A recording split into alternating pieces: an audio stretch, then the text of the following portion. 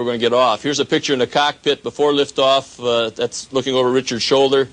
And we got off a little bit late, but we did get to go. And the 3 main engines started just fine, and we're running very smoothly.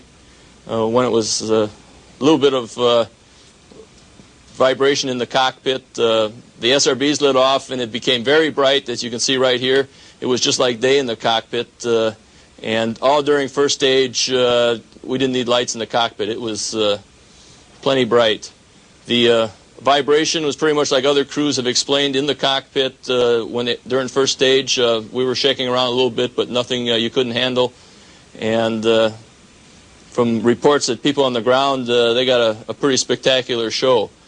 From inside the cockpit looking out, it looked like you kind of expect it to look like at the top of this. You were looking into a cloud with a bright light. I mean, it was just a glow all around the cockpit. And once we got up away from the ground a little bit, you couldn't see the ground anymore, and it just looked like you were in the middle of a glowing ball. Which we were. Which we were. You can see out the windows there. That's a sort of a representation. Here we're going through.